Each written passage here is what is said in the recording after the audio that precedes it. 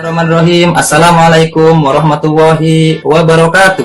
Waalaikumsalam warahmatullahi wabarakatuh. Selamat siang anak-anakku sekalian. Bagaimana kabar kalian pada siang kali ini? Yang Pak, baik. Sehat, Pak. Alhamdulillah ya, tetap jaga kesehatan dalam kondisi seperti saat ini ya nak ya. PPKM darurat 5M harus diterapkan.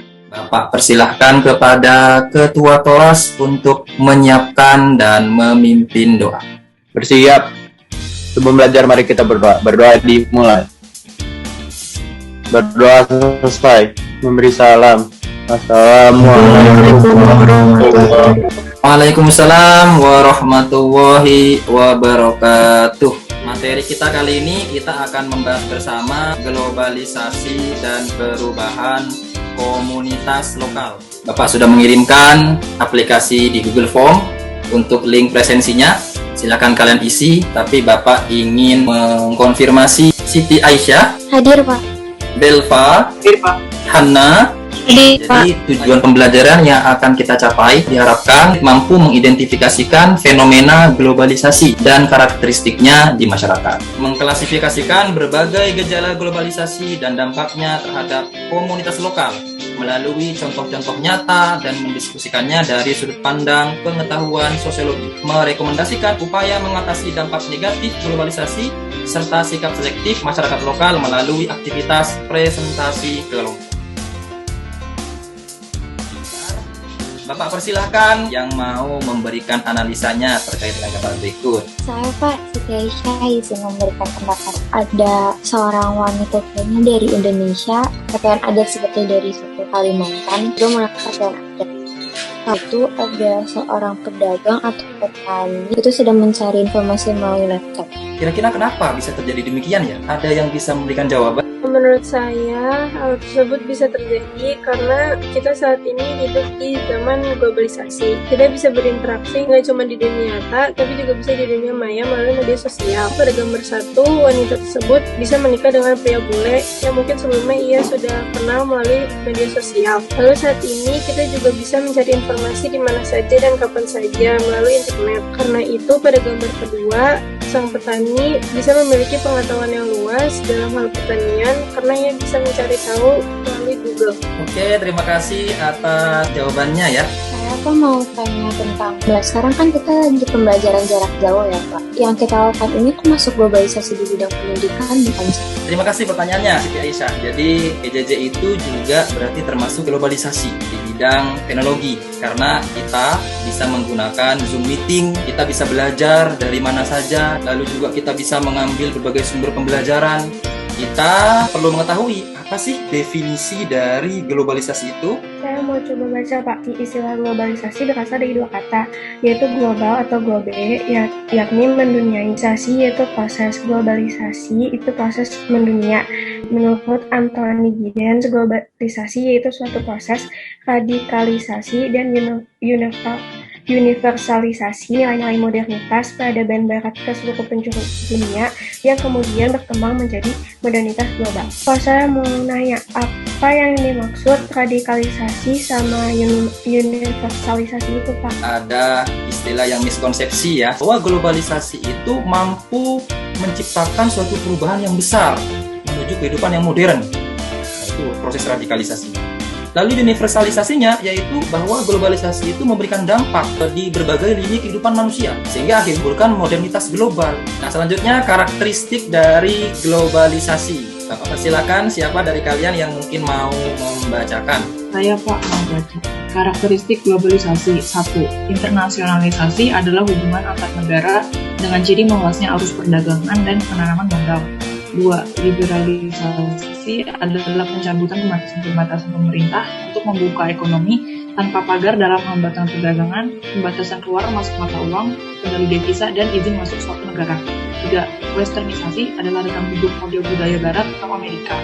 4. Deteritorialisasi adalah perubahan geografis sehingga ruang sosial dalam pembatasan, tempat, dan jarak berubah.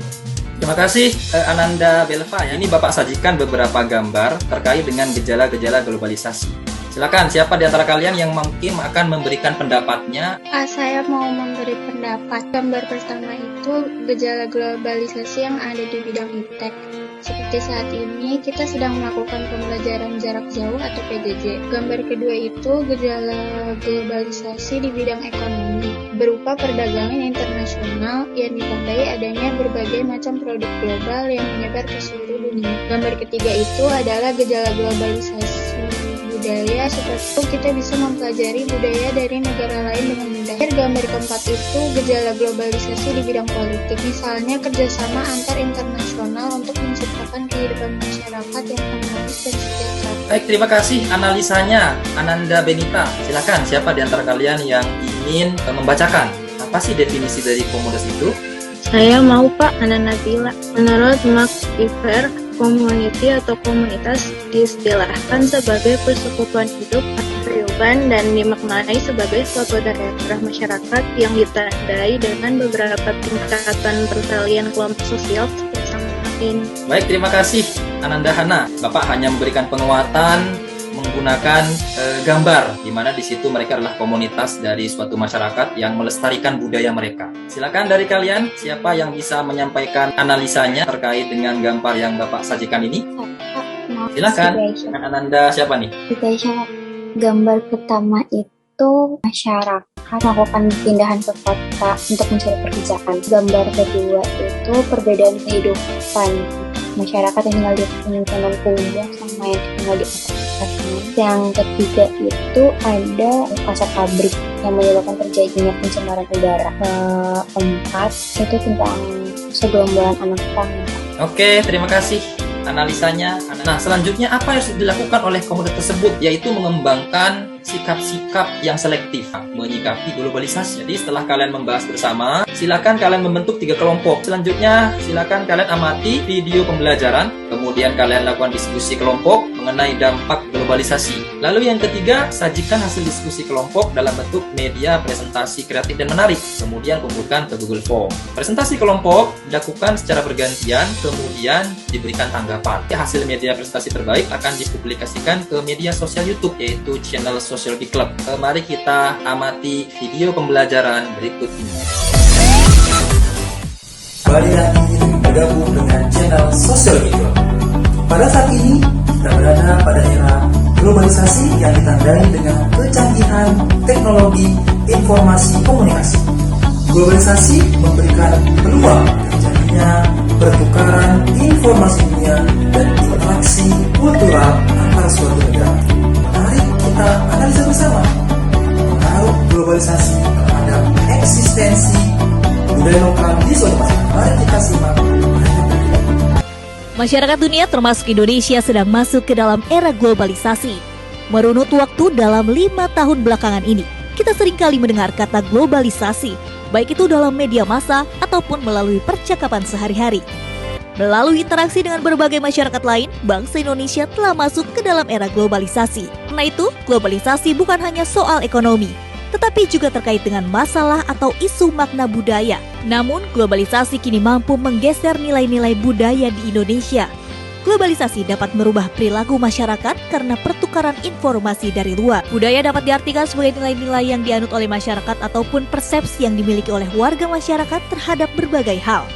Selanjutnya silakan kalian melakukan aktivitas diskusi kelompok. Bapak juga sambil akan memantau melalui Google Form. Bapak sudah lihat tugas kalian sudah masuk ya. Ini Bapak sarankan setiap kelompok bisa saling berbagi peran. Ada yang menjadi moderator, ada yang menjadi presenternya, ada yang menjadi penanya kepada kelompok yang lain, kan ada yang berperan untuk menjawab. Ada tabel aktivitas prestasi kelompok. Silakan nanti bisa dituliskan, dicatat ya nak ya. Ini sebenarnya sudah ada juga di LKPD. Assalamualaikum warahmatullahi wabarakatuh. Kami dari kelompok 1 yang akan mempresentasikan tema tentang dampak pandemi global dan aspek sosial. 1. Himbauan untuk social distancing, yaitu menjaga jarak dan menghindari kerumunan. Hal tersebut berbeda dalam kebiasaan masyarakat Indonesia yang senang berkumpul dan berfoto. Sikap yang bisa dikembangkan adalah menjaga jarak dan menghindari kerumunan, bersosialisasi melalui media sosial. Perwakilan dari kelompok 2 isi pertanyaan kepada kelompok 1. Dalam kondisi saat ini, menurut kalian apakah penerapan social distancing efektif menanggulangi dampak pandemi global? Menurut kami, pandemi global mengharuskan kita menjaga jarak dan menghindari kerumunan. Karena untuk menghambat persebaran virus COVID-19, penerapan social distancing harus ditaati dengan disiplin. Namun, kita tetap perlu saling peduli dengan berinteraksi melalui media sosial. Sekian presentasi dari kelompok 1. Assalamualaikum warahmatullahi wabarakatuh. Kita beri aplaus untuk kelompok 1. Jadi dampak pandemi global dari aspek pendidikan yaitu 1. Himbauan untuk work from home menyebabkan aktivitas belajar mengajar dilakukan secara virtual. Pembelajaran daring rawan terkendala jaringan internet, ketersediaan perangkat, hingga kesiapan pembelajaran digital. 2.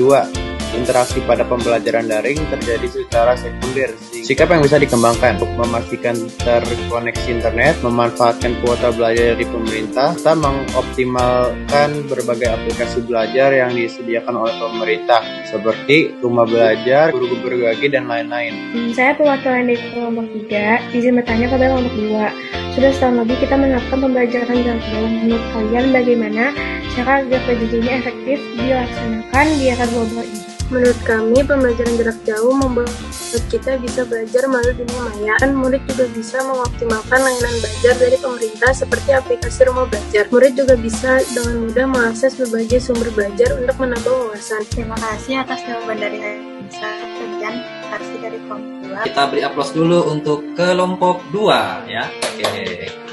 Pada perwakilan dari kelompok 3, dipersilakan. Dampak pandemi global dari aspek ekonomi sebagai akibat dari kebijakan pembatasan pelaksanaan kegiatan masyarakat menyebabkan banyak pekerja dirumahkan, bahkan terjadi PHK, sehingga masalah pengangguran dan kemiskinan meningkat. Sikap yang bisa dikembangkan, meningkatkan kreativitas dan membuka usaha baru melalui home industry. Saya perwakilan dari kelompok 1 izin bertanya kepada kelompok 3. Dalam kondisi ekonomi saat ini yang serba sulit, bagaimana caranya untuk tetap bisa bertahan menghadapi pandemi global? Menurut kami, pandemi global ini menyebabkan banyak pekerja yang dirumahkan atau bahkan di PHK. Oleh karena itu, perlu adanya kreativitas untuk menghasilkan sesuatu yang bernilai, seperti misalnya kerajinan tangan atau home industry. Segitu dulu presentasi dari kelompok 3. Assalamualaikum warahmatullahi wabarakatuh. Kita beri apresiasi kepada kelompok 3.